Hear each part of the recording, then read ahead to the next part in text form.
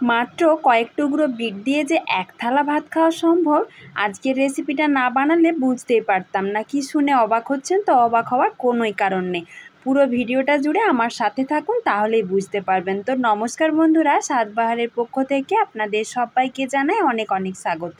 প্রতিদিনের মতো আজকেও একটা নতুন রেসিপি নিয়ে হাজির হয়েছি। তাহলে চলুন ঝটপট শুরু করা যাক আমার আজকের রেসিপি।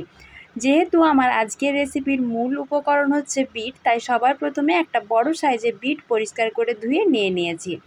এবার এত বড় বিটটা দিয়ে আমি রান্নাটা বানাবো না, ওই বিটের অর্ধেকটা আমি এভাবে টুকরো টুকরো করে কেটে নিয়েছি। এখন একটা মিক্সিং জারের মধ্যে ওই বিটের টুকরোগুলো দিয়ে দিচ্ছি। তার সাথে আরও কয়েকটা উপকরণ দিয়ে দিতে হবে। প্রথমে দিয়ে দিচ্ছি বেশ কয়েকটা কাঁচা লঙ্কা, এটা কিন্তু একটু ঝাল ঝাল হলেই খেতে বেশি ভালো লাগবে। আর দিয়ে দিচ্ছি 10-12 কোয়া মতো রসুন, আর দেব একটা বড় সাইজের পেঁয়াজ কুচি। রসুনের পরিমাণটা কিন্তু এখানে একটু বেশি দিলেই ভালো হয়, তাহলে বিটের যে মাটি মাটি গন্ধটা ওটা কিন্তু একদমই চলে যাবে।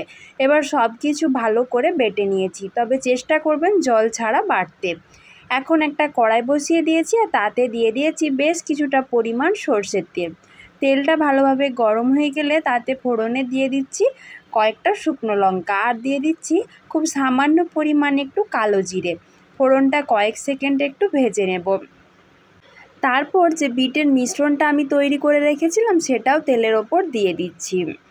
এতক্ষণে আপনারা হয়তো অনেকেই বুঝে গেছেন আমি আজকে কি বানাচ্ছি। ঠিকই ধরেছেন, আমি আজ বানাচ্ছি বিট বাটা বা বিটের ভর্তা। এটা গরম ভাতের সাথে খেতে কিন্তু দুর্দান্ত লাগে। যারা বিট খেতে পছন্দ করেন না তারাও কিন্তু এটা আঙুল চেটে খাবে, এটা আমি কথা দিয়ে বলতে পারি।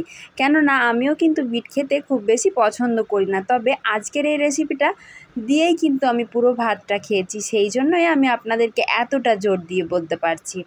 এবার দিয়ে দিচ্ছি স্বাদ মতো লবণ, তার সাথে আমি দিয়ে দেব হাফ চামচ মতো চিনি। চিনিটা সম্পূর্ণ অপশনাল, আপনারা চাইলে দেবেন, না চাইলে নাও দিতে পারেন। এবার সব কিছু ভালো করে একটু মিশিয়ে নিতে হবে। গ্যাসের ফ্লেমটা মিডিয়ামে রেখে অনবরত খুন্তি দিয়ে নাড়িয়ে নাড়িয়ে মিশ্রণটা কিন্তু শুকনো শুকনো করতে হবে। যত ভালো করে শুকনো হবে ততই কিন্তু এই বিট বাটাটা খেতে বেশি ভালো লাগবে।